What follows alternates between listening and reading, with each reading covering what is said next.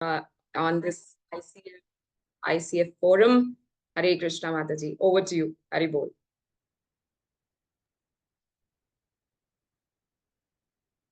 Hare Krishna. Thank you for this invitation for speaking on the Bhagavatam. And in fact, I feel that I'll be purifying myself more than, the others. So thank you for this wonderful invitation. Please bless me so that I can speak something on the Bhagavatam which can touch the hearts of the devotees and they can benefit something in their lives from reading and hearing the Śrīmad-Bhāgavatam. So we'll quickly start with Mangalacharan. Om Jnana Timirandasya Jnananjana Shalakaya Chakshurum Militam Yena Tasmai Shri Gurave Namah. Śrī Caitanya Manobhishtam Sthapitam Yena Bhutale Swayam Rupa Kadamriyam Dati Swapadamikam. Namo Vishnu Padaya Krishna Prishnaya Bhutale Srimate Bhaktivedanta Swami Niti Namine. Namaste Saraswate Deve Gauravani Pracharine Nirvishesha Shunyavadi Paschate Shatarine. He Krishna Karuna Sindhu Dina Bandhu Jagatpate Gopesha Gopikanta Radhakanta Namostate तप्त कांचन गौरांगी राधे वृंदावनेश्वरी वृषभानुसुते देवी प्रणमामि हरिप्रिये वाञ्छाकल्पतरुभ्यश्च एव च पतितानं पावनेभ्यो वैष्णवेभ्यो नमो नमः। श्री कृष्ण चैतन्य प्रभु नित्यानंद श्री अद्वैत गदाधर श्रीवासादि गौर भक्त वृंद हरे Krishna Krishna Krishna Hare Hare Hare Ram Ram Ram Hare Hare. Hare Krishna, I welcome you all for the Śrīmad-Bhāgavatam class. We're going to start with the 28th chapter, the very first shloka. So let's just quickly dive into it. So if you see with this chapter, the chapter Kapil Dev, who is the incarnation of the Supreme Lord, he is giving instructions to his mother Devahuti. Now, Devahuti in herself is a very self-realized soul. But just as in the Bhagavad-gītā, Krishna chose Arjuna to speak the Bhagavad-gītā, similarly, Kapil Dev chooses his mother to speak his own teachings, where there is a question-answer session going on. So Srila Prabhupada says that there is no difference between the Supreme Lord's teachings in the Bhagavad-gītā and Kapil Dev's teaching away, because of course Kapil Dev is an incarnation of the Supreme Lord itself. So from here, this chapter particularly, he starts speaking on Ashtanga Yoga, where we'll dive into the Ashtanga Yoga section. And previously also in the Bhagavad-gītā, Krishna in the 6th chapter, in the 5th chapter, he's given a little glimpse of the Ashtanga Yoga. But over here, we'll see that how Ashtanga Yoga is helpful for a particular yogi to actually attain self-realization. So, Shri Bhagavan Uvacha. Okay, you all will be repeating after me? Or what I... Mataji, they can read. If one of us can call out their names. And if you want, you can read the shloka once. After that, they will follow. Sure. Maybe we can just do the temple way. Shri Bhagavan Uvacha. Shri Bhagavan Uvacha. Yogasya Lakshana Vakshe. Yogasya Lakshanam Vakshe. Abhijasya Nirpatmaje. Abhijasya Nirpatmaje. येनैव विधिना प्रसन्न याति सत्पथम्. Somebody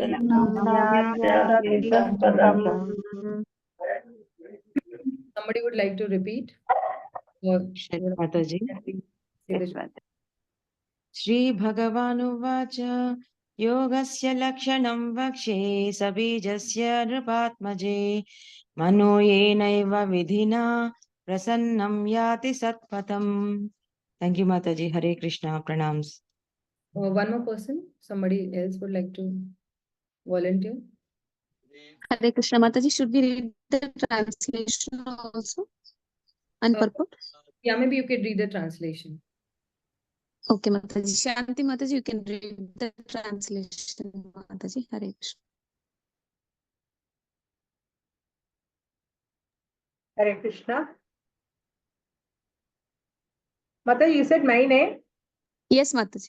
Yeah, translation. Translation by Srila Prabhupada ki jai. The personality of Godhead said, "My dear mother, O daughter of the king, now I shall explain to you the system of yoga, the object of which is to concentrate the mind. By practicing this system, one can become joyful and progressively advance towards the path of the absolute truth." Thank you, Mataji. Yeah.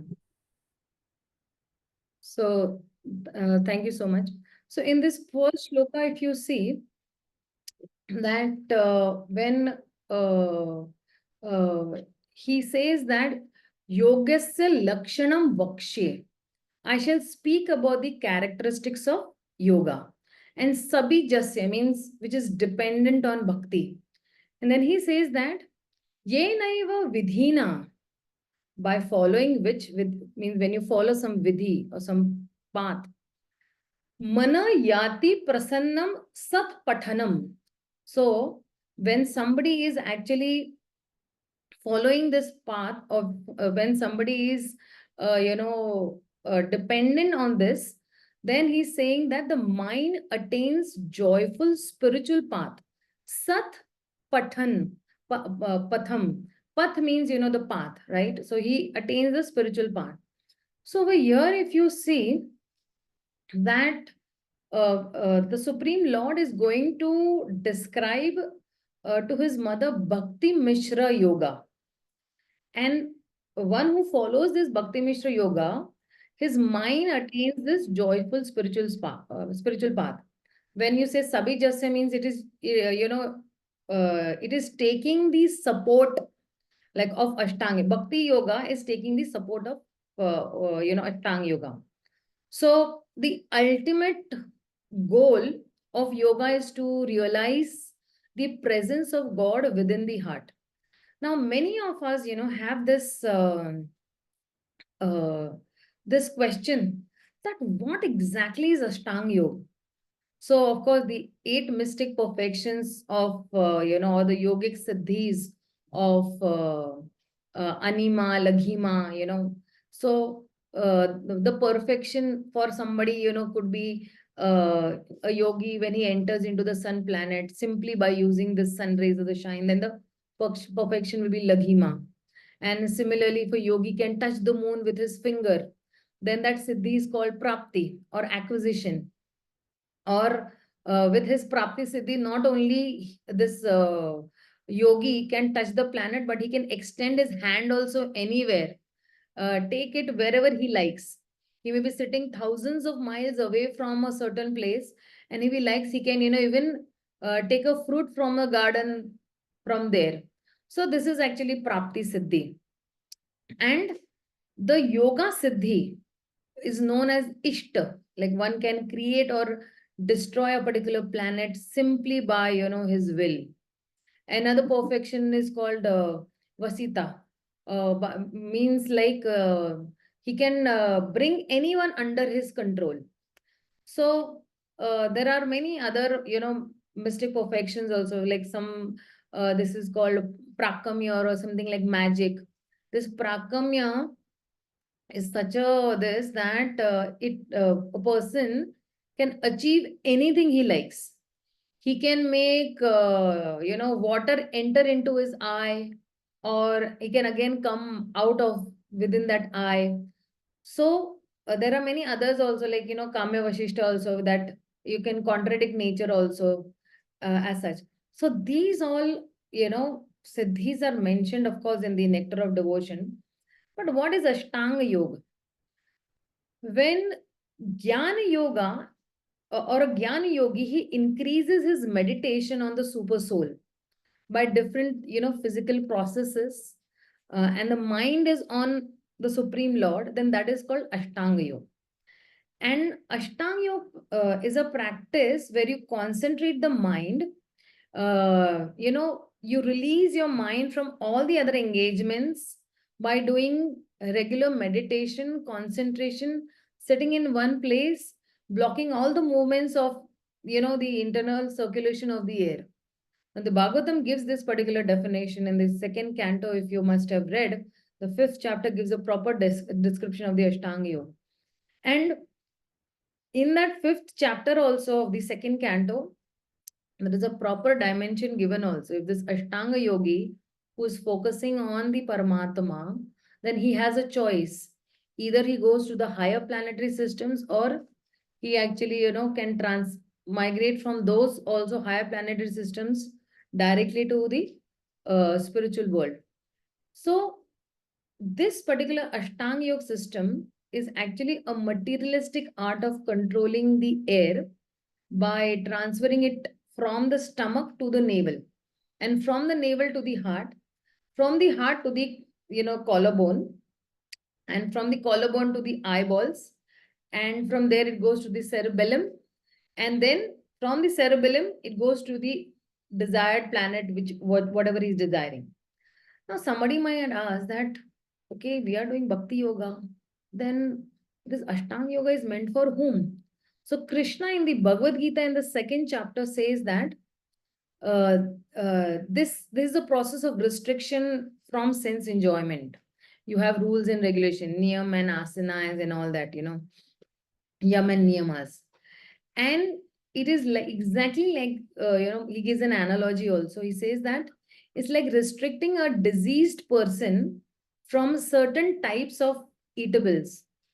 The patient does not like, those eatables, but or he doesn't like those restrictions, and such restrictions, he does not lose his taste also for, eatables. So sense restriction by some spiritual process, is like Ashtanga Yoga. So in this matter of yam, niyam, asana, pranayam, pratyahara, dharana, etc., you'll be seeing in the, next shlokas as such. It is actually recommended for less intelligent people who have no knowledge of the Supreme Lord. And still there are others who are engaging themselves in very different kinds of mystic yogas, like, Patanjali is there, or Hatha Yoga, or some people travel to all the, sanctified places of pilgrims. All these processes or all these practices are called yoga yanjana, or sacrifice for a certain type of perfection in this material world. So now somebody might ask that, okay, it is meant for such less intelligent people, but then what is the purpose of this Ashtanga Yoga? So this Ashtanga Yoga is a mechanical way to control the senses in the mind and divert it from matter to spirit. But the preliminary processes are, the sitting posture or the meditation or whatever are our spiritual thoughts, or when you are manipulating the passing the air within the body. And there is a gradual situation in trance, and you're facing the Supreme Person as such. So such mechanical ways, of rising to the spiritual platform, they prescribe some regulative principles, like taking a bath daily 3 times, or fasting as far as possible, or sitting in a concentrated position, or on some spiritual matters. And that's how people become, or the yogis become, free from that vishaya or material objects. And Patanjali also has said that when one is fixed on constantly fixed, or one is fixed in constant realization of the Supreme Lord or the form of the Supreme Lord, he has attained a perfectional stage. And of course, Kardam Muni, Kapil Dev's own father, has also attained that perfection stage. So, unless one attains this stage of perfection, beyond the perfection of these preliminaries of this yoga system, there is no ultimate realization. And that is why the purpose of this is to, come to this ultimate achievement of self-realization of this particular yoga practice. And somebody might ask, okay, we are there, we've known about this, the purpose, whom it is meant for. But what is this, Ashtanga Yoga? What are its features? And how is it, practiced? What is to be done? So, in a nutshell, I'll tell you what is this, what are the features of Ashtanga Yoga. That it is understood as Ashtanga Yoga or Siddhi Yoga, or even the eightfold perfections in yoga. So you have Yam, Niyam, Asan, okay. And by dint of this perfection, as I mentioned previously, somebody can become lighter than the lightest and heavier than the heaviest, and he can go wherever he likes, and he can achieve whatever opulences he wants. And there are 8 such perfections. So who are those people who have attained these perfections? The Saptarishis or the 4 Kumaras who reached, Vaikuntha by becoming lighter than the lightest. And that's how they actually went till the Vaikuntha, passing over this space of this material world. So sometimes model mechanical space vehicles are, very unsuccessful because they cannot go to the highest region of this material creation. They cannot even enter the spiritual sky. But by the perfection of the yoga system or the Ashtanga Yoga, not only one can travel through the material space, but he can even surpass the material space and enter the spiritual sky. So, of course, at present, the scientists, they calculate that if one could travel at the speed of light, and it could take even 40,000 years to reach the highest planet of this material world. But a yoga system can carry, somebody just without any difficulty or without any limitations as such. But there are deviations and there are distortions in the Ashtanga Yoga. Ashtanga Yoga has its own limitations. And even in the Vedic times, if you see, Dhruv Maharaj had already been instructed how to practice Ashtanga Yoga. And because Ashtanga Yoga, he settled his mind and then he concentrated his mind on the form of the Lord. So Ashtanga Yoga is not some bodily gymnastic exercise, but it is a practice to concentrate the mind on the form of the Supreme Lord. But sitting on his asana, and then you cleanse yourself nicely, clear it with sacred water nicely, and then you can have a bath in the Yamuna or the Ganges. And Narad Muni had also instructed Dhruv Maharaj to go to the bank of this Yamuna, and that's how externally he became purified. So externally somebody becomes gradually purified, but in the science of self-realization, in one of the chapters, Prabhupada says that one has to select a secluded place. Then he has to execute it alone without the association of devotees. He has to sit in a very rigid position. He has to lead a life of complete celibacy. And there are many, many rules and regulations in the Ashtanga Yoga. So that is why this Ashtanga Yoga meditation is not possible. If one is satisfied by imitating, well, that's a very different, thing. But if somebody wants perfection, then he has to execute all the 8 stages of Ashtanga Yoga. And if this is not possible, then it is a sheer waste of time. So that is why, if you see that this Ashtanga Yoga, so we have Yogeshwar Shiva also, and we have Yogeshwar Krishna also. So what is the difference? So when we say that with Yogeshwar Krishna, there is a shlok. Krutavo dakshine swayam pada padamam cha jauni bhum prakshato akshamalam asinam taraka mudrayah. So here they say that his left leg was placed on his right thigh, and his left hand was placed on his left thigh, and his right hand is holding, Rudraksha beads, because this is the description of Lord Shiva. And this sitting posture is called Virasana. And he sat in this Virasana posture, and his finger was in the mode of, Asinam Tarka Mudraya. Tarka means argument. So that's how, so when the sitting posture of Virasana is there, so it is actually according to, Ashtanga Yoga only. And then, of course, there are Yam, Niyam, and controlling, and there are many other rules and regulations, and Padmasana and Siddhasana, and all these things. But if you see, the practice of these asanas without even elevating oneself to this position of realizing the super soul who's within our heart is actually not the perfectional stage of yoga. So Lord Shiva is called Yogeshwara, the master of all the yogis. And Krishna is also called Yogeshwara. So Yogeshwara is saying that it is indicating that no one can surpass the yogic practice of Lord Shiva. And Yogeshwara indicates that one can pass the yogic perfection of Krishna. Like another significant word is Tarka Mudra. Tarka Mudra means what? That the fingers are opened and the second finger is raised along with the arm to impress the audience with some subject matter. So that is like a symbolic representation.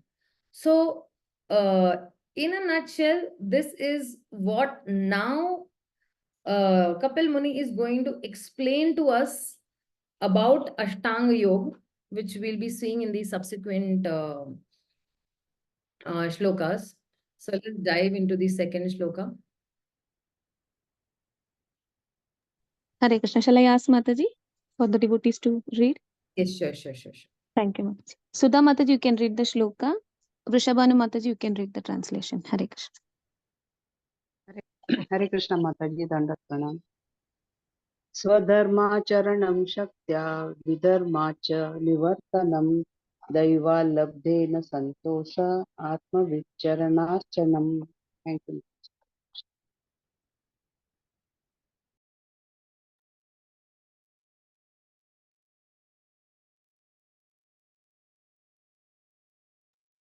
Hare Krishna Mataji. Translation Mataji. Vrishabhanu Mataji, you can read the translation. Reshmanu Mataji, are you there? Mataji, give it to someone else. Hare Krishna. Yes, Yes, Mataji, Mataji. Hare Krishna. Translation by Śrī Prabhupada ki jai. One should execute his prescribed duties to the best of his ability and avoid performing duties not allotted to him. One should be satisfied with as much gain as he achieved by the grace of the Lord, and one should worship the lotus feet of a master. Hare Krishna. Yeah, thank you, Mataji. Thank you so much. So now if you see with this particular second shloka, what he's saying is that Swadharma Acharam Shaktya. One must follow one's duties of Varnashram and to his best ability. And then he's saying that Vidharmat cha nirvatanam. He's saying that you should nirvatanam means vidharma means you should avoid sin. And then he's saying that daival labdhena santosha.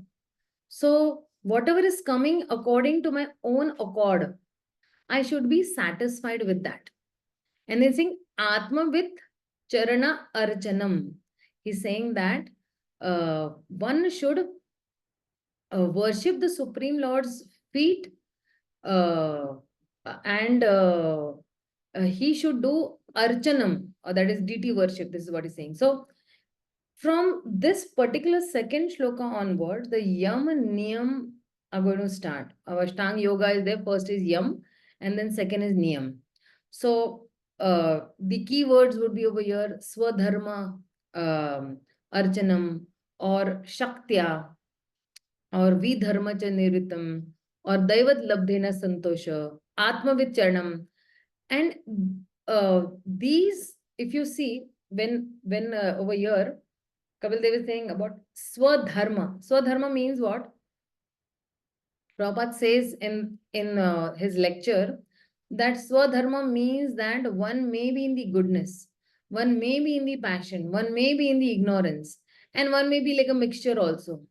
And it is divided into four: Brahman, Kshatriya, Vaishya, and Shudra. So Bhagavad-gītā teaches us that anyone, if he worships the Supreme Lord by swadharma, because we have two duties. We have material duties also, and we have spiritual duties also. Material duties, I might be a Brahmana, Kshatriya, Vaishya, Shudra. I might be a Brahmachari, Grihastha, Sannyasi, or, Vanaprastha. But I have a spiritual duty also towards the Supreme Lord. I have my spiritual duties also. And according to my Varna and according to my Ashrama, I will balance out my material duties and my spiritual duties also. And that is how, by his occupational duty, he can become perfect.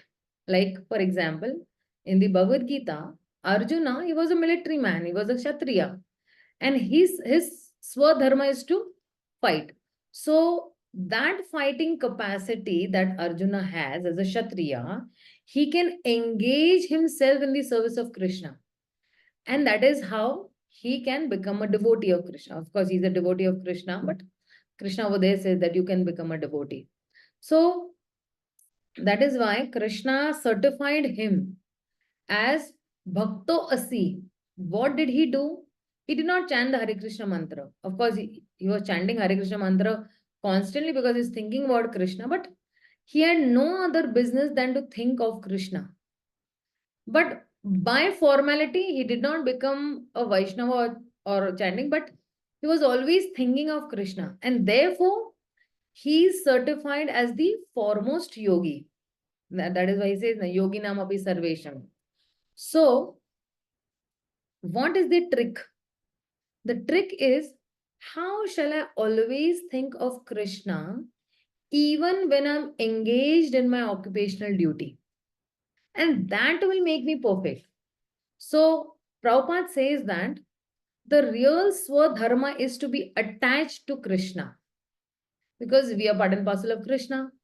But because we have got this material body, we have got this bodily concept of life, and we are put into this body. But the real swadharma is to be attached to Krishna. And that is why in the Bhagavatam it says, Savai Pumsa Paro Dharmo Yato Bhakti Radokshaje Ahetu ki apratihata yeyatma suprasidhati. So what is the supreme occupation of all the people at all the times is to attain loving devotional service towards the Supreme Lord. And such devotional service or such bhakti has two characteristics. One is ahetuki and one is apratihata. One is unmotivated and uninterrupted. And this only unmotivated and uninterrupted bhakti will completely satisfy that particular person. So, the Vedas have two paths exactly. One is the Pravritti Marg and the Nivritti Marg. Pravritti Marg is the path of sense enjoyment, but the Nivritti Marg is the path of renunciation. So, of course, the Pravritti Marg is a very inferior path, and the Nivritti Marg is a very superior path. But at all times, if a person knows that what is my purpose of doing this bhakti, and what is my original dharma, because we know that dharma means somebody's original constitutional position. So my original constitutional position is what? My original constitutional position is to serve the Supreme Lord. That is my original constitutional position. Prabhupada, in one of the purports of the Bhagavatam, he says that the word dharma is that which sustains one's existence. So, so the living entity's sustenance of existence is to coordinate his activities with his eternal relationship with the Supreme Lord. And Krishna is that central pivot for the living entities.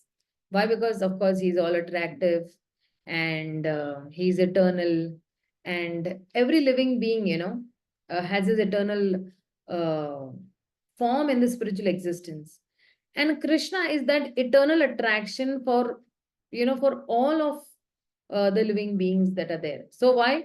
Because Krishna is the complete whole and everything else is a part and parcel of Krishna. So there is this relation of the servant and the served. And it's a very transcendental relationship. And it is, this particular relationship is a complete distinct from what we experience in the material world or the material existence. So that is why it's a more intimate relationship. And once when a person starts, serving the Supreme Lord, then he can slowly and steadily, come out of his present conditional state of this particular material existence. And then he will give his life slowly and gradually for the satisfaction of the Supreme Lord. So if you see in this particular shloka, where he's saying that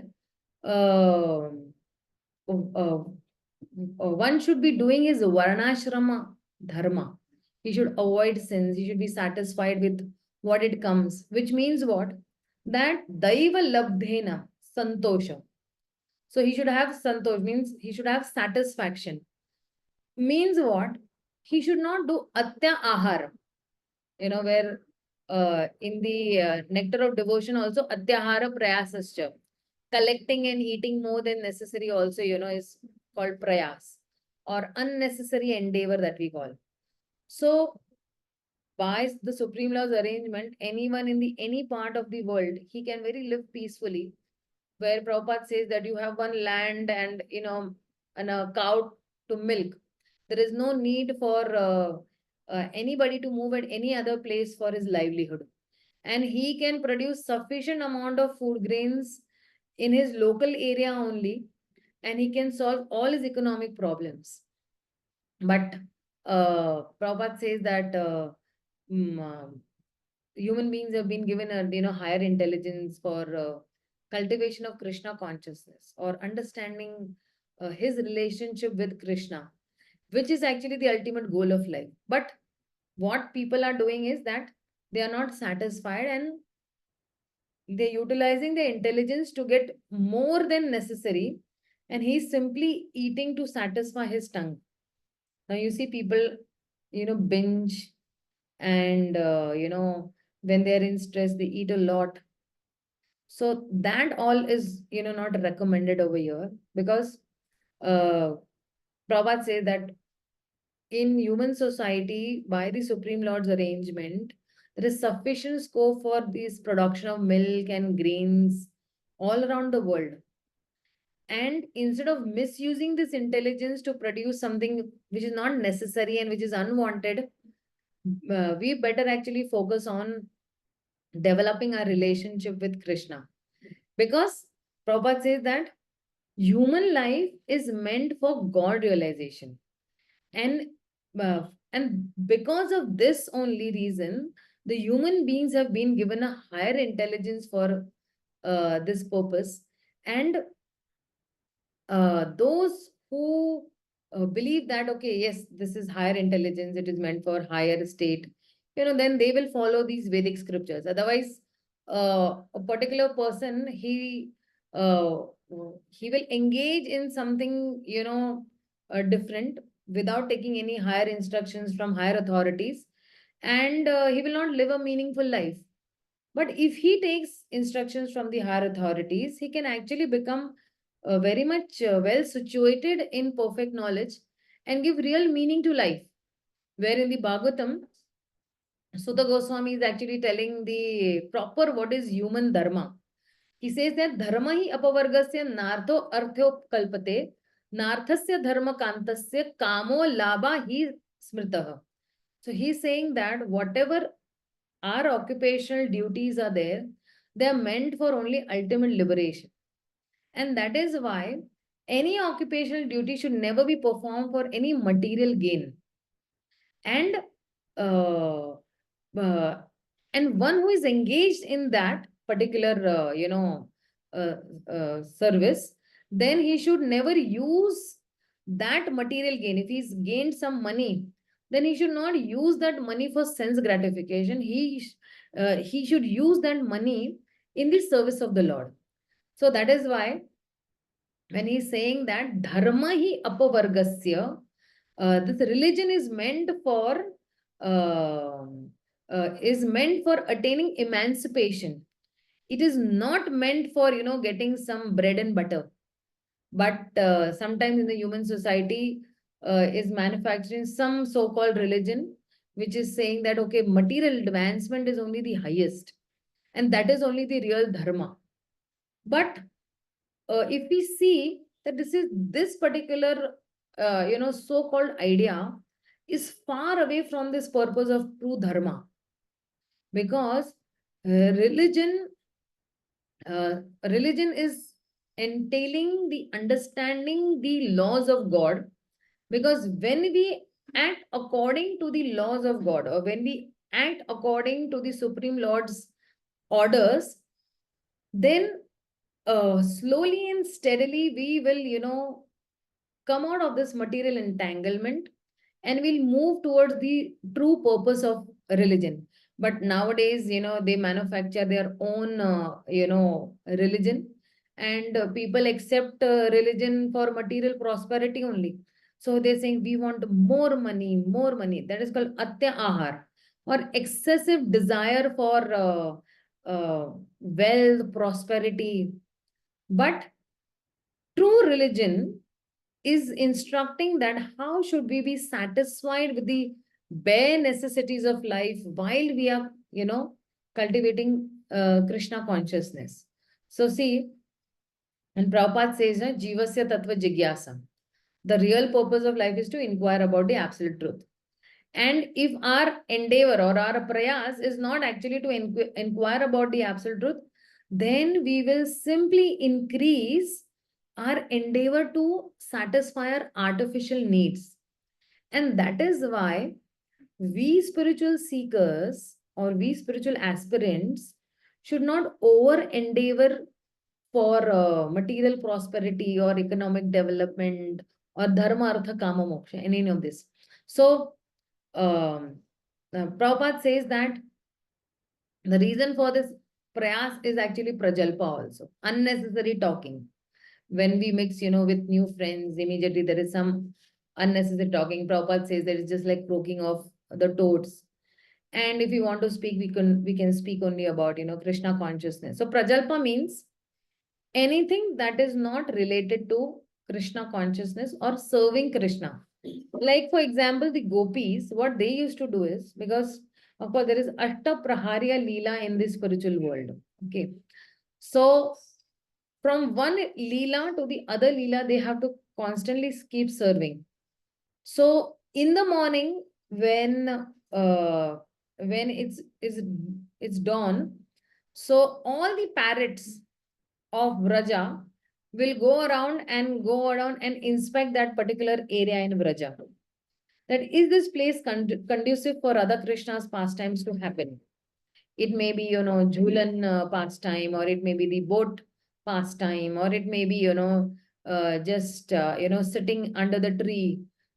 Any pastime, or it might be just, the singing pastime.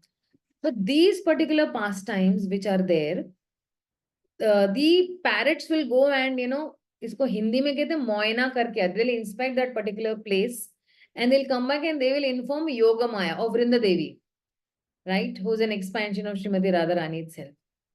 Now what they will do is, they will discuss among themselves first. That, okay, what we have to do, what is required, which musical instruments are required, which, paraphernalia are required, what is the bhoga item required as such, and as such, these activities, when they are discussing them, that is not called prajalpa, because that activity is related to the service of the Supreme Lord. Because everybody's focus, right from the gopis to the manjaris to the sakhis to the animals to even because over here everything is matter, but in the spiritual world everything is spirit. So their consciousness is completely in Krishna only. Now you might ask me a question. You might say that over here, how is it possible? When we meet in the temple, we are talking to devotees. We are asking, how are you and how are your children? And, is that prajalpa or is it, comes under Krishna consciousness? See, when to a certain extent, when you ask a devotee, how are you and how is your spiritual well-being and how are your children and how is everything? And it's showing concern for that particular devotee, because the devotee is also living in the material world. But beyond that, if people are discussing about some socio-political schemes or play cards or, watching television or some debates and all, then this is actually comes into prajalpa. But for example, there is Rath Yatra going to happen and devotees come and they discuss, a lot of churning happens. Or if a particular other festival like book distribution festival is there, and if the devotees come in and they get together and they say, okay, this time what is the plan or what is the scheme? So these discussions are not prajalpa. These discussions are Krishna conscious talks only itself. So and that is why from prajalpa, and how does prajalpa arises is because of janasangasya. Janasangasya means associating with people who are not really interested in Krishna conscious. So that is why in the nectar of devotion, it's said that one should strictly avoid such association. And that is why even Srila Narottama Das Thakur also has advised us that to live only in the association of Krishna conscious devotees. Bhakta Sange Vasa. And one should always engage in the service of the Lord in the association of devotees only, because association with those devotees engaged in a similar line of business is very conducive to these advancement of that particular business. So for example, my mood is book distribution, so I'll associate with those devotees who are ardent book distributors, or I'll keep on hearing their classes or lectures where it will help me develop my mood. Or somebody is into deity worship, I'll associate with those devotees who are ardent deity worshippers in the temple at their own homes as such. And that is how consequently, we will reduce our association from material to spiritual. Because see, even in the material circle also, people from different associations, they have their clubs and they have their own plans and everything, like, okay. So like for example, the Bombay Stock Exchange, right, they also have their own institutions. So similarly, Srila Prabhupada also has established this international society for Krishna consciousness to give people an opportunity to associate with those people who have forgotten Krishna. And this is a spiritual association which is offered by Srila Prabhupada, and this movement is increasing day by day. Many people from different parts of the world are joining, and they gather once in a year either at the Kartik festival or the Gaur Punim festival. So that is why Srila Bhakti Siddhanta Thakur also says that too much of endeavor, to acquire something is really not healthy for a spiritual life. Which means what? Too much of, knowledge or mental speculation or dry philosophy. This also falls into actually atyahara, collecting what is more than necessary. And that is why Bhagavatam says that the endeavor for these spiritual speculators to write volumes of books is just dry philosophy, because nothing about Krishna consciousness is written in that. And it is exactly like, a karmi who's writing a book, volumes of books on economic development. And that is why this is called Atya Ahar also. And these karmis labor a lot for, doing Atya Ahar also. And then he says that, because we're speaking about rules and regulations as such. So he says that Niyam Agraha also. See, there is Agraha and this is Agraha. In the Nectar of Devotion, there is said Niyam Agraha and Agraha. Agraha means eagerness to accept. But Agraha means failure to accept. So when we have these two words, so when you say word Niyama, so rules and regulations, and Niyama Agraha is formed. So it's like a compound word, Niyama and Agraha. And this Niyama Agraha has twofold meaning also. It is a combination of two words. So those who are interested in Krishna consciousness should be eager to accept the rules and regulations as such.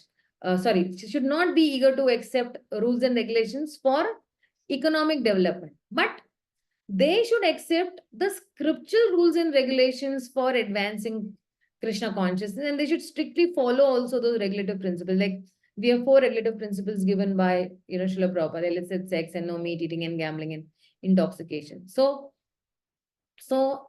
of course in that also it comes, you should not associate with the Mayavadis, and because Mayavadis are Krishna Aparadis, and Bhukti Kamis. Bhukti Kamis are, they are those people who are interested only in material happiness. And Mukti Kamis are those people who are desiring liberation by merging into the existence of the Supreme Lord.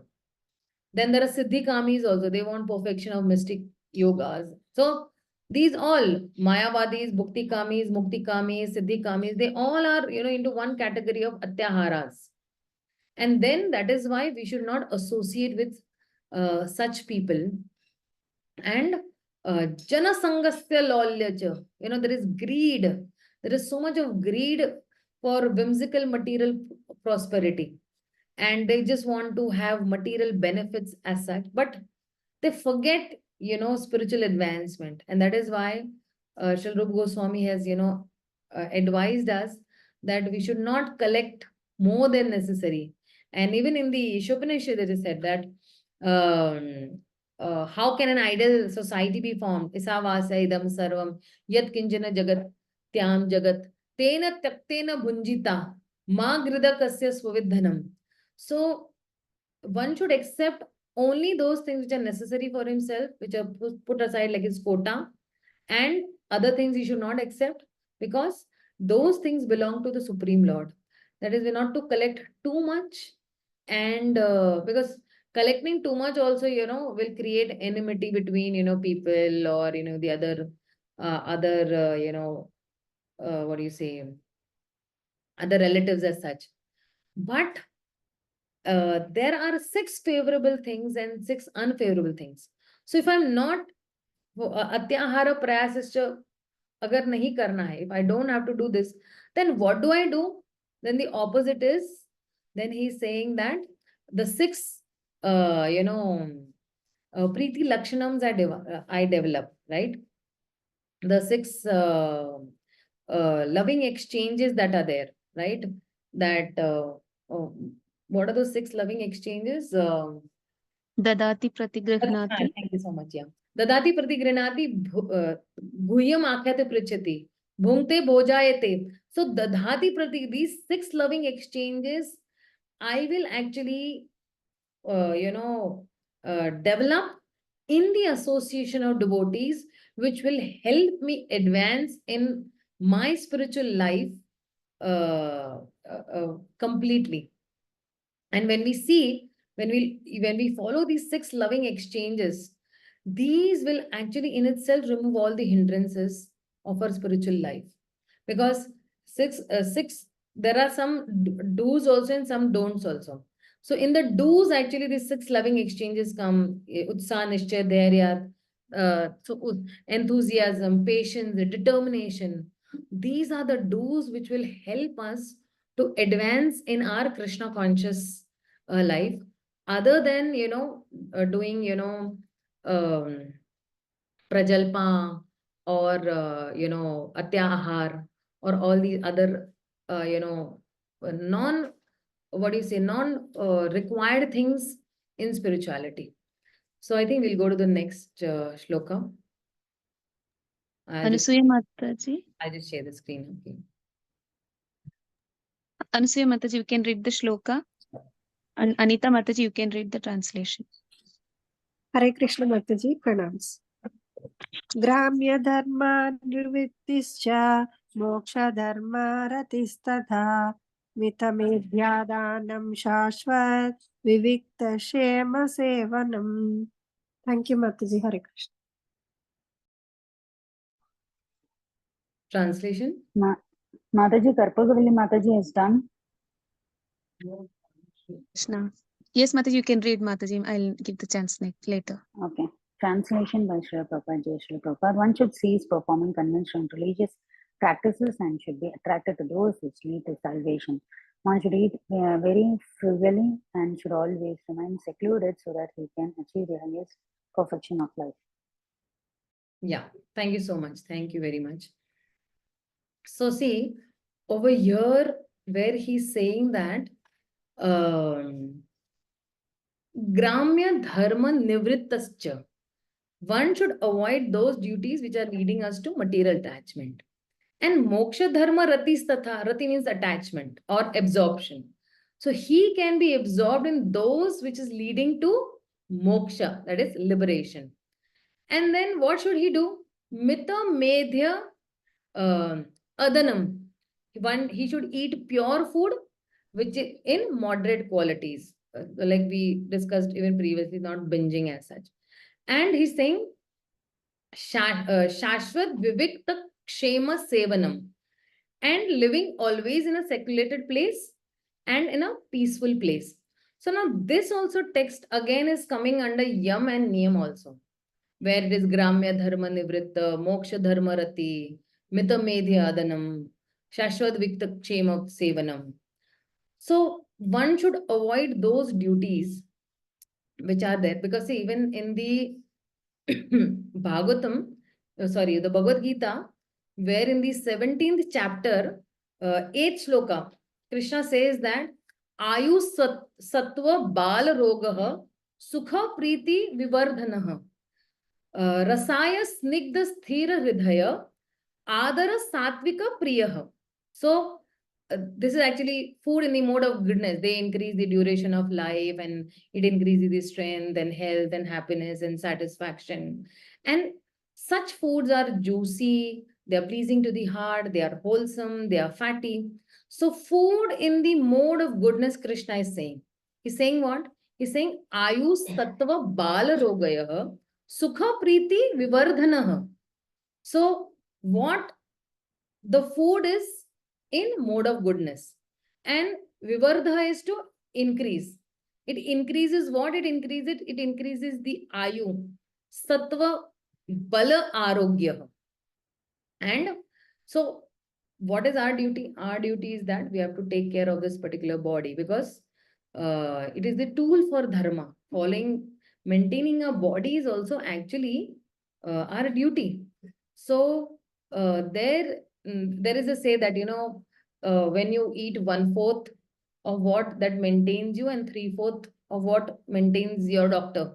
So Ayurveda says that we should eat up to 50% of our stomach, remaining 25% is water and air, so that, even the prana and jala can help us digest. So Prabhupada has translated that food can increase one's life, and it can purify his existence also. And of course, in Hindi there is a saying, "Jaisa anna vaisa man." What goes inside affects us inside, So that is not very physical, but of course, even on an emotional and a spiritual level also, whatever way we interact with matter, that interaction also has its effects in its effect. It affects and it shapes our even perception. Like, for example, if someone has seen some very, obscene scene, and that is just the same color and same shape, but when our eyes see it, it affects our consciousness. It creates a certain kind of mentality within us. So now with the food, with the food, we feel a little of, sometimes we feel attraction, sometimes we feel repulsion also. And these are the two effects with the food that we experience. Sometimes we say, I don't like it. Sometimes we say, okay, I like it. But there is even much more to it. Actually, food shapes our consciousness at a very subtle level. In Ayurveda, it is said that is why we become what we eat. Modern science, generally thinks in very gross terms, but when food is cooked with love and devotion, and love and devotion for Krishna, so it helps us in bhakti. And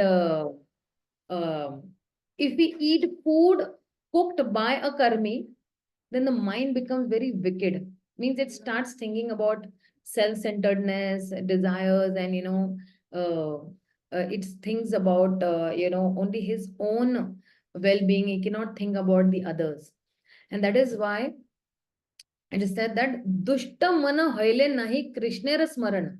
When this mind becomes wicked, it can never ever think about Krishna at all. And that is why the food that we eat can purify us in a very, very proper way if it is made in a proper manner and with a proper consciousness. So Krishna talks about food in the mode of goodness, because the food gives us energy, and if we eat more, then we feel loaded onto our stomachs, and that is why he's saying that sukha priti vardhanam. It also talks about even the emotional, aspect also, that we feel happy, and we feel satisfied also. So if we take food in the mode of passion, rather than feeling satisfied, then we feel agitated. We feel like craving for more and more. We never get satisfied with the food that is in the mode of passion. So, and that is why he's saying that rasaya snigdha sthira hridaya. So what kind of foods he's saying that? He's saying rasaya, juicy food, snigdha, snigdha means fatty, or sthira, enduring, and hridaya, which is pleasing to the heart. And he's saying that ahara satvika priya. So then such, juicy foods or fatty foods, they are actually in the mode of goodness. See, if you see that when we say fatty foods, fatty food is, like not, any connection with this animal fat. Okay. Animal fat, of course, is available in the form of milk and all, which is really wonderful. But he's talking about slaughter, where, they slaughter animals, they butcher animals, and in a very brutal way, actually, they slaughter those animals. So he's saying that not about this animal fat. Okay. He's talking about milk products, where nowadays, okay, milk, they say that milk is also, vegan, and then they say that we don't take milk also. But see, because they think it is like a violence, but milk in itself is very, very conducive for our Krishna consciousness if it is taken in moderate quantity. So when we take milk, it is actually helping our nerves to accept Krishna consciousness in a more better way. And that is why then, he says about, milk. And of course, even in the 6th chapter, where he's talking about, this ahar, So he says that 6.7 or 17 it is. Yukta hara viharasya yukta chetasya karmaso yukta sotnana bodhasya yoga bhavati dukha. He's saying that anybody who is regulated in his habits of eating, sleeping, working, he can mitigate all these material pains by this yoga system. So Krishna is saying that yukta aharasya. Yukta means see, this word yukta na is coming from this word yoga only. And this yoga, yogi, yukta, many times Krishna has used these words in the Bhagavad-gītā only. But Prabhupada is saying that yukta aharasya viharasya, so one who is regulated in eating. And then vihara means what? Entertainment. So somebody might wonder, you're speaking, Mataji, about Ashtanga Yoga. And Ashtanga Yoga mein, where is this vihar coming? In the jungle, kaun sa vihar hone wala hai? Or what entertainment this is going to get? But actually, when this yogi, when even yogis, can take a break, because now when a yogi is doing meditation, sitting in the asana and doing meditation, it is very hard work. See, I was hearing one lecture the other day of His Grace Braj Bihari Prabhu, and he's saying that sitting down and doing nothing in itself is a very hard task. You can practice 5 minutes a day. You just sit, do nothing. Don't think about anything else. That in itself is also, it's a hard work. So one may need a break. And he may go for a walk, or, he can just go ahead and see the beauty of the jungle. And that is pretty fine. And see, Bharat Maharaj also, he was seeing the deer and saving him. It was not wrong. In a way, the yogi should be aware of what is happening around and taking this beauty of the nature and, getting refreshed. But that is also part of Yukta Viharasya. So beyond that Yukta, this Yukta Viharasya is Yukta Chetasa Karmaso, which means that what? Whatever karma I am doing or the yogi is doing, he should do it in a very regulated way. Because sometimes people take jobs, up to like 18, 19 hours or 15, 16 hours, and very unavoidable circumstances. Some, of course, even I have suffered, projects and deadlines and, so much it is unavoidable. But in general, we will choose a career which will involve that kind of work, which is a little less materially less hassle, job, and spiritually a little uplifting, where we will balance it out. So we want our material and spiritual life to go on parallel lanes, where we have time for even material life and we have time for even spiritual life. So if material life starts, taking the quota from the spiritual life, then that is a big problem, and we need to check on that. Where, like, I can tell my own example that why did I switch from being a software engineer to a teacher is that the material life was actually taking away my spiritual life. It was stressful. It was affecting my health to a greatest extent as such, and that's why I quit, the IT job, and I actually came into teaching line, where I felt that okay, lesser hours and a lesser hassle, and there are no deadlines. You just teach the children who are very innocent, and then you just move away as such.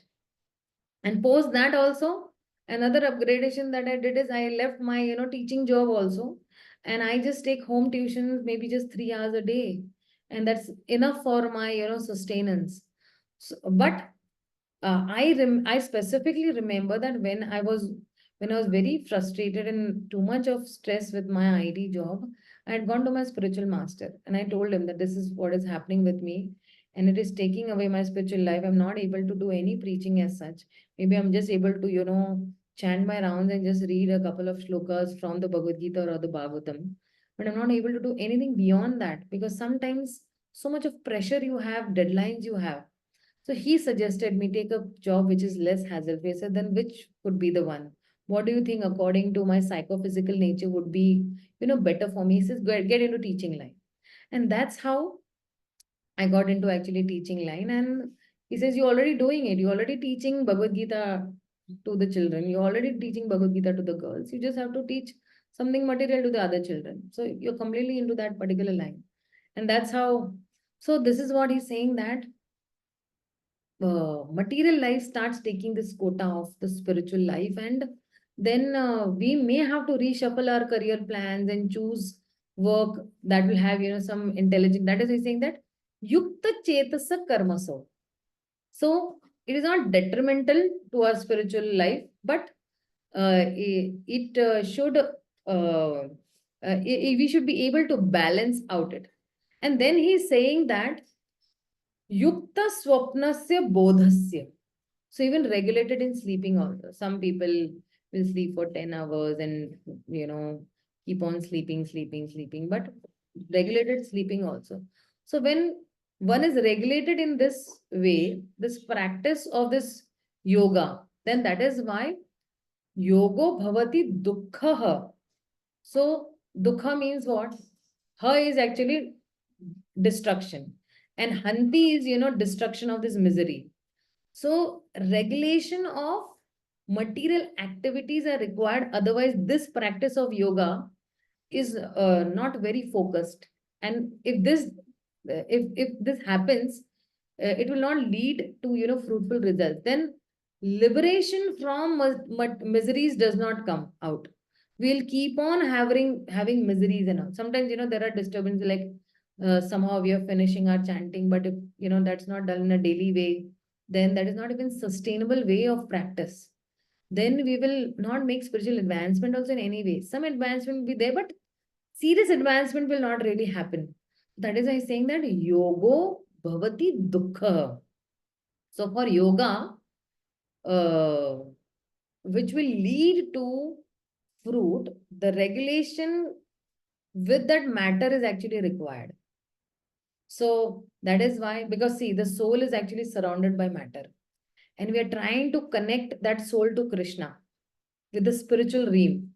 But when matter is not regulated, when the externals are not regulated, then the internals, then the consciousness is caught up in matter and will not be able to focus on, Krishna. Then when regulation is there, one does not need to think too much about material things.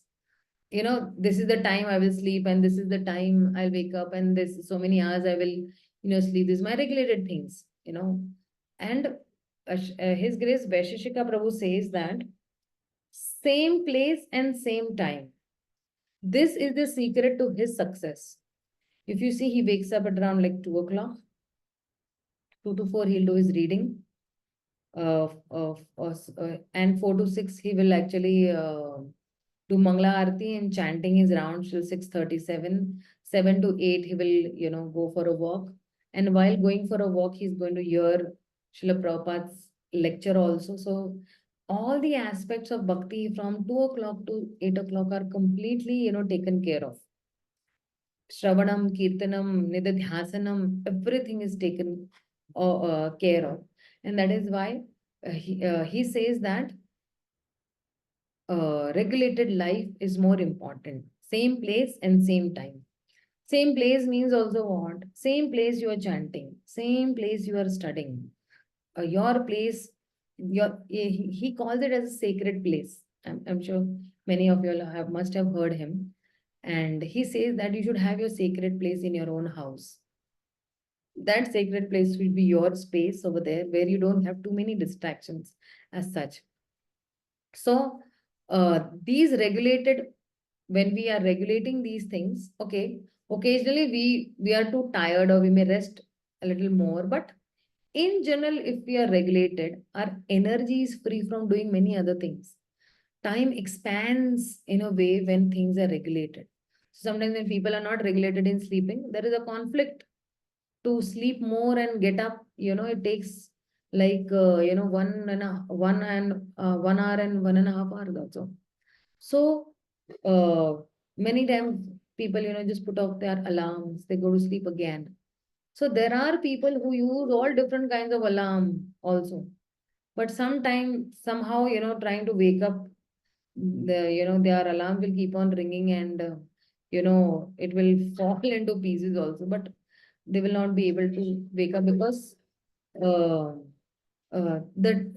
is no regulated time. Same time for sleeping, same time for waking. But if there is regulated time for eating, we will not be thinking about it. Should I take, the snacks, or, should I do this? So the mental energy is freed for more purposeful engagement. Otherwise, mind is always hankering about eating, sleeping, mating, and defending. And that is why, it gets, dissipated that way. So that is why he's saying that a regulated way of eating. Let's go to the next shloka. Hare Krishna. Karpagavalli Mataji, you can read the shloka. Now Kishori Mataji, you can read the translation. Hare Krishna. I think I'm going beyond time. I don't know whether you all are happy with it. Hare Krishna. No, Mataji, we have time, Mataji, still. Hare Krishna, Nandasma Mataji. Aginta satyam aste yam yavat asya parigraha brahmacharyam tapasaucham vedaya purushacharanam. Thank you, Mataji. Translation? Hare Krishna Mataji, Dandavad Pranam. Translation by Srila Prabhupada ki jai. One should practice non-violence and truthfulness, should avoid thieving and be satisfied with possessing as much as he needs for his maintenance. He should abstain for sex life, perform austerity, be clean, study the Vedas, and worship the supreme form of the Supreme Personality of Godhead. Hare Krishna Mataji. Thank you. Yeah, thank you, Mataji. Thank you for reading that. So see, he is saying that ahimsa satyam asteyam. So one should practice ahimsa, satyam, and asteyam means, you should not, take away somebody else's property. That's called theft. And yavad artha parigraha, he should only accept whatever is necessary. And brahmacharyam tapasocham, he should, practice celibacy. He should tapa, austerity, and socham, cleanliness. And he's saying that swadhyaya purusha archana. He's saying that one should study. Swadhyaya means to study the Vedas, and purusha archanam. Purusha means there is only one Purush. And who is that Purush? That is Krishna. So what he has to do is to worship the Supreme Lord. Now again, this particular shloka also comes under yam and niyam. Why? Because you're practicing ahimsa, satyam, asteyam, yavad artha parigraha, brahmacharyam, tapa, socha, swadhyay, as such. So he's saying that one should accept what is necessary and not for more than what is required. So of course I have discussed about this, but we might just discuss about ahimsa and satyam and asteya and brahmacharyam and all these. In the 6th chapter also of the Ashtanga Yoga, there are 8 stages of Ashtanga Yoga: yam, niyam, asana, pranayam. So in yam and niyam, there are 5 elements of each of them. Like when I say ahimsa, means you act in such a way that others give up their enmity towards you. When you say satyam, what will we say will be endowed with power and will come out true. And isko kehte vaka siddhi, means whatever I will say, it will come out true. So what purity will I maintain, that even if I say something, it will come. Like, for example, we have all our acharyas. Whatever they used to say is to come out to true. Like Prabhupada, whatever he desired happened. So that is truthful. And then he's saying that asteya. So asteya means what? That if you are following with proper rules and regulations, then instead of taking somebody else's wealth, proper wealth will come to you, which you can utilize in Krishna consciousness or propagating Krishna conscious activities. And then he's saying that brahmacharyam. Brahmacharyam means what? Brahmacharyam means somebody will attain that power if he is following strict celibacy. And aparigraha, he's saying that insight into he will have this karmic reactions will not trouble him more. Because currently what is happening, my karmas are affecting me, or my past karmas are affecting me, or my present karmas will affect me in the future. So Krishna is talking about, in the Bhagavad-gītā, he is talking about all these, different, parts of yoga. And he's talking about even many other aspects of this particular yoga. So if you see that even these 5 elements which are talked about, this ahimsa. And in ahimsa also means what? That, of course, Prabhupada actually in that purport is explaining that, and in many places also is explaining that ahimsa means non-violence. Okay. And non-violence means only that when we are in this material world, to some extent, himsa is inevitable. Like, when we are eating some food, some germs might enter, or some microscopic living entities may even die. But beyond that, Kshatriya has to kill. But when the person is following that renounce order, he has to follow ahimsa. So in general, the Vedic culture will encourage some amount of violence, but no violence to the others. So this is one of the yama in the path of yoga.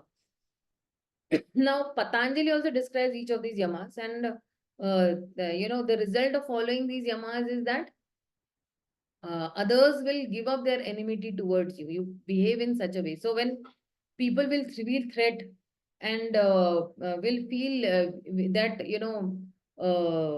will feel that threat, oh, I have a threat from this person. So what will happen?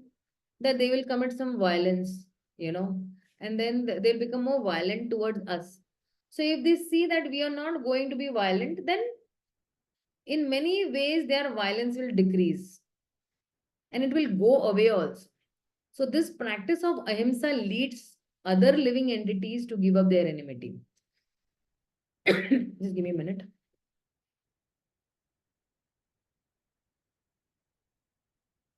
Then he's saying that satyam. Satyam means speaking truthfully. Okay. And it is like one of the virtues, you can say.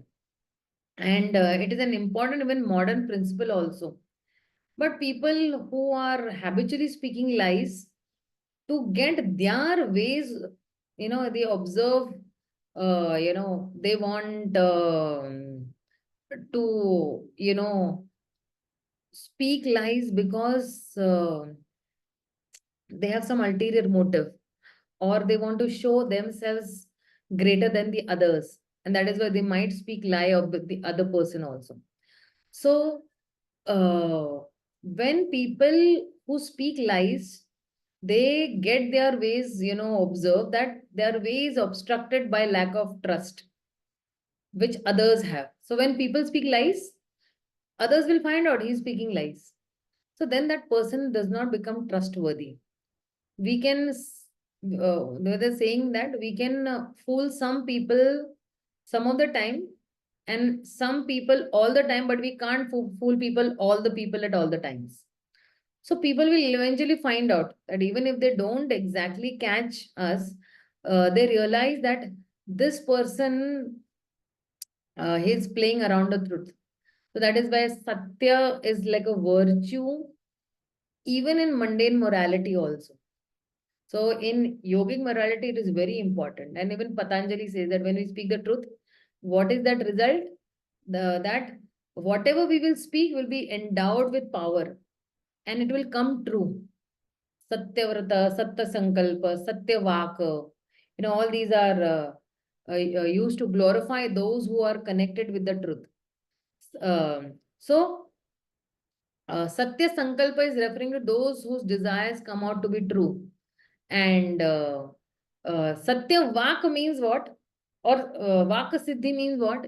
A person, whatever he will speak, he will, speak the truth, and whatever he'll speak will come out to be the truth. But Satya Vrata means what? Whatever vow he keeps, that vow also will come out to be true. So this person speaks the truth, and or whatever this person speaks becomes true, and the power of that speech of that particular person. So that person, he'll speak very cautiously, very seriously, and others will also respect that particular person.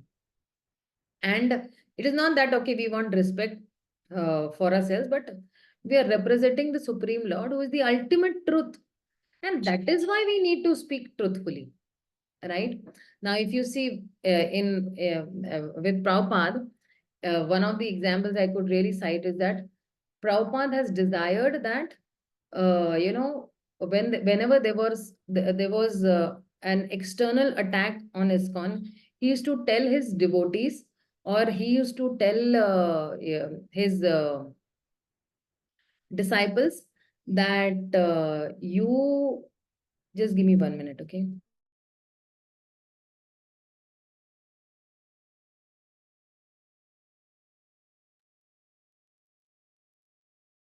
Sorry for that. So in Prabhupada's time, what happened that whenever there was attack on ISKCON, Prabhupada suggested that you all sing Narshing Aarti. Now, Narshing Aarti, why Prabhupada asked, and till date we are singing Narshing Aarti, because of his one word. Now Krishna becomes minded that, okay, my pure devotee has said to his disciples that if you sing Narshing Aarti, all the obstacles in your spiritual path will be gone. There will be no obstacles in your spiritual path. To follow that word of Prabhupada, and that is why he's saying that truthfulness, because it comes out to be true. So Krishna also becomes binded to follow that particular word of a pure devotee. And that is why we sing Narshing Aarti, because Prabhupada has told us that any obstacle in your spiritual life, sing Narshing Aarti. And that is why we need to speak the truth, so that whatever we say, whatever we do, whatever we desire, because see, our desire will be exactly in line with Krishna's desire. Whatever we say will be in line with our scriptures, Guru, Sadhu, Shastra. And that's how this aspect of truth will come out to be true. And then he's saying that asteya, true wealth will come to us. Means what? That when a person does not try to steal wealth from the other person, he does not try to cheat people, he does not try to loot people, or he does not try to forcefully take something, then real wealth. And what is that real wealth? Spiritual wealth will come to us. And then he's talking about brahmacharyam. Brahmacharyam means, of course, celibacy. You follow the path of celibacy, because see, there are two Shaktis. One is Vichar Shakti and one is Vani Shakti. And these two are actually, Shakti means what? It is energy. And that is our energy. I have a proper energy for thinking also, and I have an energy for speaking also. But if I'm not following this, so what is happening is, they say that walk your talk, right? So when we don't walk our talk, and how will we walk our talk? When our thought process is only wrong, when our Vichar Shakti is only not proper, when our consciousness is only in a proper way. So then that is why when you have brahmacharya, or when you're following celibacy, then that will help us into becoming a very spiritually potent people. The brahmacharis are very spiritually potent by the power of that following the brahmacharya. And that's called the dharana shakti also. And for all these reasons, Prabhupada said that one of the reasons Gandhi was so successful is because he had no weapons. He did not have anything, but he had practiced brahmacharya, and that gave him that power. So, aparigraha. Aparigraha means in the sense that whatever insight into this karmic cause of our present situation there, that actions will impact our future also. My present tense will affect my future. And aparigraha means that one does not possess things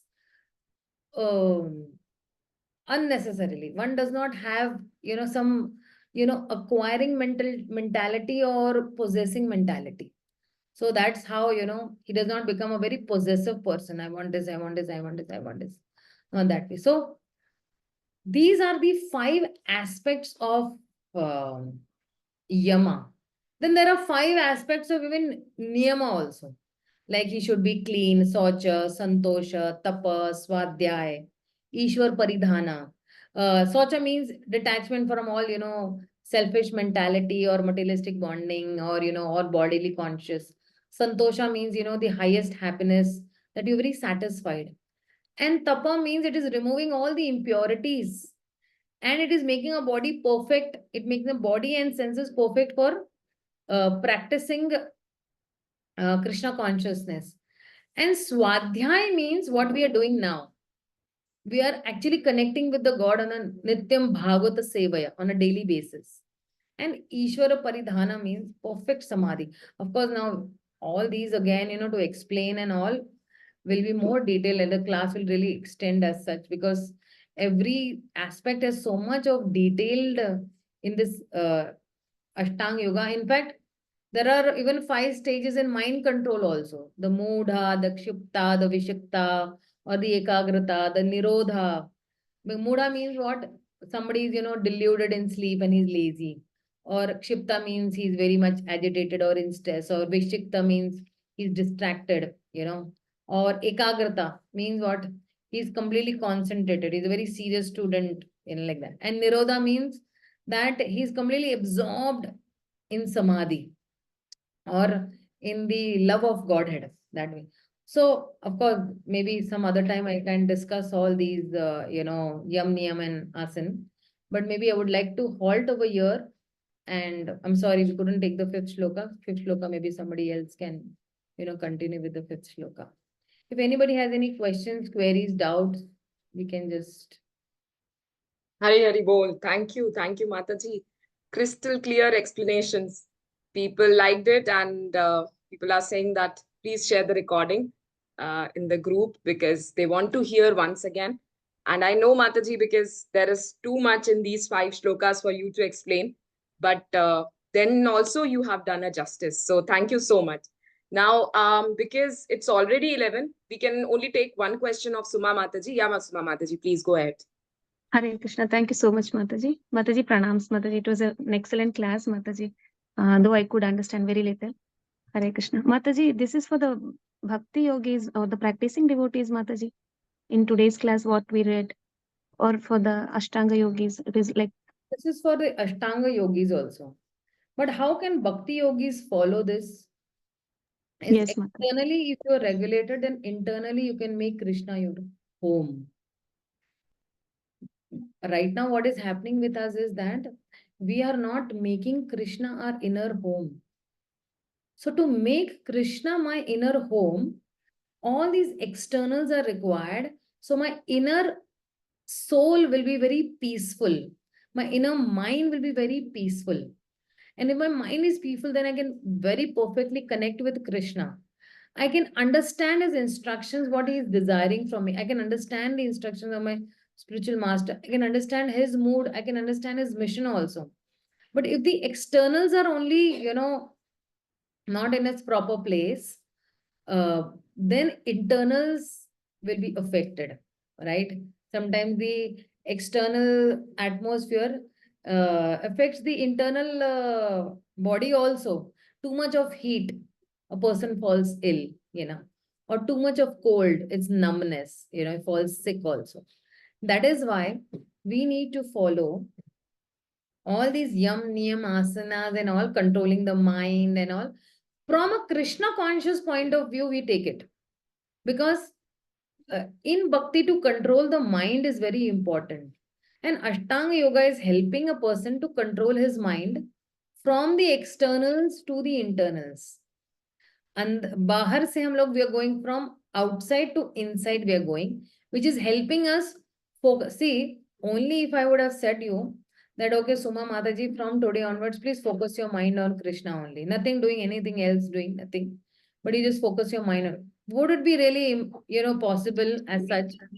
Not possible. But if I tell you, okay, these are some of the rules and regulations, and you start following these, and slowly, it will help us for the final, focusing our mind only on the lotus feet of Krishna, or hearing the Hare Krishna Mahamantra. Currently, the mind is so much, troubling us with so many other things. Like, I have to cook, and I have to fetch the children from school, and, I have to, go over here, and I have to go over there to bring, the grocery. Or for a businessman, I have to give checks to this person, and I have to, increase my business in this. There are so many distractions for us. But when you start practicing the externals, then the internals will be pretty much, you can say, silent and shant, and you'll be able to focus more. In fact, Ashtanga Yoga, you can take it as that it will help me develop my relationship with Krishna. Currently, my relationship has not even started with Krishna at this particular stage, but it will help me to dive deeper into my relationship with Krishna. We are currently on the surface level, but if I want to dive deep, then Ashtanga Yoga will definitely help me. Regulated sleeping, regulated eating, not collecting too much, being satisfied. All these things will help me to connect better with Krishna and ultimately achieve my goal, which is to please Krishna. At the time of death, I'm remembering Krishna only. And so all these other factors are required. Like, for example, I want to make a very nice halwa. Okay, so what is required? Suji is required, and ghee is required, and sugar is required, and dry fruits are required, and cinnamon is required, and cardamom is required. So these are the ingredients, you can say, to make a perfect halwa. So these Ashtanga Yoga, this Yam, Niyam, Asana, and all these rules and regulations are perfect for me to develop my relationship and dive deep into my relationship with Krishna. And when I dive deep into this relationship with Krishna, then the relationship is more sweeter and full of nectar. Because in that relationship, there is only selflessness involved. There is not much of selfishness involved or self-centeredness involved. I'll selflessly serve Krishna, and Krishna will also selflessly reciprocate with me. So that is why we are following these. Thank you so much, Mataji. It was so very well, nicely explained. Mataji, thank you so much, Harish. Hare Krishna, Mataji, Pranam. I don't have words to say what I have felt today, Mataji. It was so much application based, While we keep hearing that connect with Krishna, focus on japa. While all our efforts are there, I'm sure, I don't know about the others, but with me, I really try hard, but your today's lecture was so much application based that I would want to listen to it over and over again and it feels like Mataji might just humble request, if you have time, please do come on more frequently, and if on Fridays or Saturdays, if you could, I don't know about Narayani Mataji can coordinate better. I can come on Fridays. Saturdays would be difficult because I'm giving a Bhakti Shastri class during this time only. So it would be difficult. But weekdays, anytime I can come in the mornings. From Monday to Friday, I'm available in the morning. I request Narayani Mataji, if that is Hari. possible. Yeah, Narayani. definitely, Mataji, definitely. No problem. Mataji, all prayers on your lotus feet, Mataji. Yeah. Mataji, there is just one quick thing. Lakshmi Narayan Mataji is saying, Mataji, can we say Ashtanga Yoga helps us to be in Bhakti Yoga? Yes, it will help us to be, even it will enhance our Bhakti Yoga process. It will speed up our Bhakti Yoga process. Yeah. Lakshmi Narayan Prabhu is, I know him very well. He is my Bhakti Shastri student. So. Oh, okay. Yeah. Hare Krishna. Okay, Mataji. So with your permission, we'll end the class. Yeah. Bhakti Shastri you are taking weekly, or how are you taking? On Saturdays, I'm taking. So the Saturday is the English class and Sunday is the Hindi class. And On Sunday itself is the Hindi Bhakti Vaibhav class also. Currently, we are with Canto 1 and we'll be soon moving to Canto 2. But in case you want Canto 2 classes, they're there on my portal, on my YouTube channel, Krishna Rupa Official, you can say RUPA Rupa. I saw Rupa Mataji Official, already. all my Bhagavad-gītā classes, all my Bhakti Shastri classes and Bhakti Vaibhav classes on Canto 2, Canto 3 are available on the YouTube channel. You can go and visit over there. Yeah. Thank you, Mataji. Pancha kalpatarubhyascha kripa sindhubhyeva cha patitanam pavanebhyo vaishnavebhyo namo namah ananta koti vaishnavindi ki jai Śrīla Prabhupada ki jai. Jai Gaur Hare Krishna. Thank you Hare so much, Krishna to all. Mataji. Thank you, Mataji. Hare Krishna to everyone. Shall I end the session, Mataji? Yes, sure.